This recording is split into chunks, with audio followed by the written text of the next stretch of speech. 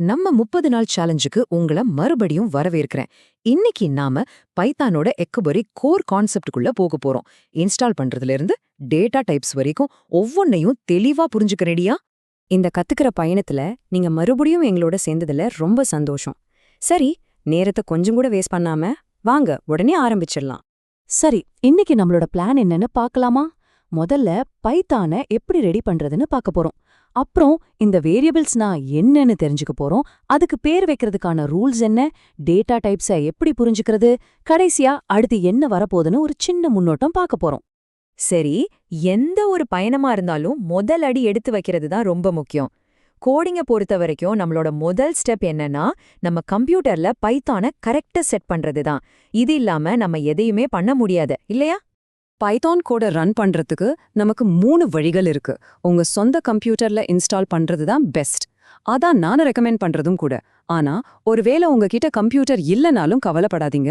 Online compilers use பண்ணலாம், இல்லனா உங்க மொபைல் போன்ல கூட பண்ணலாம். சரி, பிசில எப்படி இன்ஸ்டால் பண்றதுன்னு பார்க்கலாம். ரொம்ப சிம்பிள்.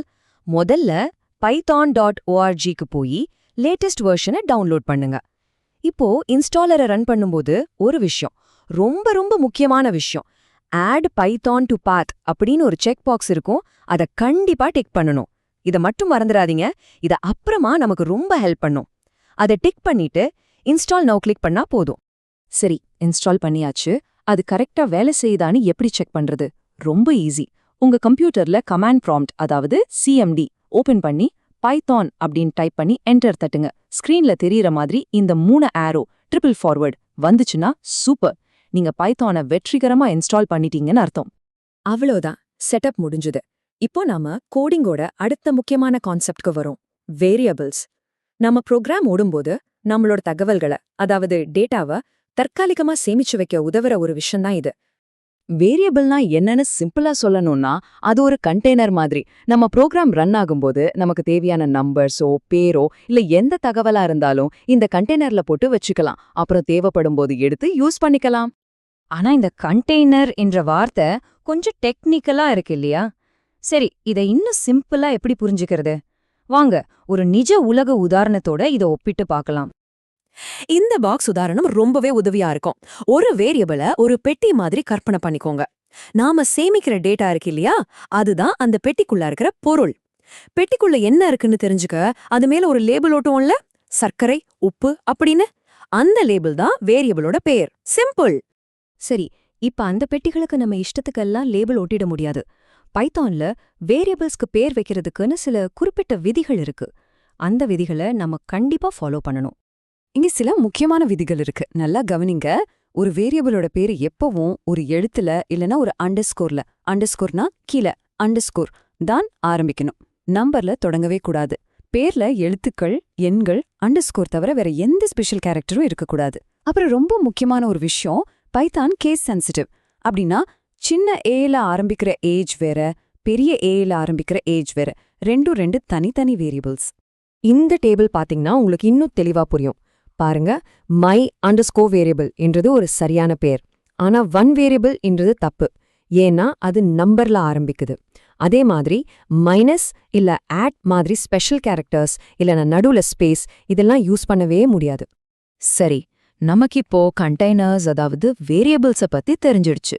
ஆனா எல்லா கண்டெய்னரும் ஒரே மாதிரி இருக்குமா? இல்லவே இல்ல. நாம என்ன பொருளை உள்ள வைக்கிறோமோ அதை பொறுத்து கண்டெய்னரோட வகை மாறும். இதுதான் சிம்பிளா சொன்னா டேட்டா டைப்ஸ். இந்த மளிகை பொருள் உதாரணத்தை பாருங்களேன். யாமா அரிசிய ஒரு பெரிய டென்ல வைப்போம், எண்ணெய ஒரு பாட்டில்ல ஊத்தி வைப்போம், சர்க்கரைய ஒரு சின்ன பாக்ஸ்ல போட்டு வைப்போம். ஒவ்வொரு பொருளுக்கும் ஒரு சரியான கண்டெய்னர் இருக்கு. புரோகிராமிங்கும் அதே மாதிரி தான். ஒவ்வொரு விதமான டேட்டாவுக்கும் ஒரு குறிப்பிட்ட வகை வேரியபிள் தேவைப்படும். முதல்ல இன்டிஜர், சுருக்கமா இன்ட்னு சொல்லுவோம். இது முழு எண்களுக்கானது, அதாவது புள்ளி வச்ச நம்பர்ஸ் கிடையாது. 1, 66 இல்லனா மைனஸ்ல -24. இந்த மாதிரி முழு எண்களை சேவ் பண்றதுக்கு நாம இன்டிஜர் டேட்டா டைப் தான் யூஸ் பண்ணுவோம். அடுத்தது ஃப்ளோட். ஒரு நம்பர்ல தசம புள்ளி, அதாவது டெசிமல் பாயிண்ட் இருந்துச்சுன்னா அது ஃப்ளோட் வகை. ரொம்ப சிம்பிள். பையோட வேல்யூ 3.14 இல்ல 9.7 மாதிரி நம்பர்ஸ் எல்லாமே ஃப்ளோட்டுக்கு நல்ல உதாரணம். நீங்க கணக்குல காம்ப்ளெக்ஸ் நம்பர்ஸ் பத்தி படிச்சிருப்பீங்க. ஆச்சரியமா பைத்தான்ல அதையும் நம்மால சேமிக்க முடியும். இதுல ஒரு மெய்ப்பகுதி, ஒரு கற்பனை பகுதின்னு 2 இருக்கும். ஆனா ஒன்னு ஞாபகம் வச்சுக்கோங்க, பைத்தான்ல கற்பனை பகுதியை குறிக்க ஐக்கு பதிலா ஜே யூஸ் பண்ணுவாங்க. உதாரணத்துக்கு 3 + 4j. அடுத்து வருவது பூலியன், சுருக்கமா பூல். இந்த டேட்டா டைப் ரொம்பவே ஸ்பெஷல்.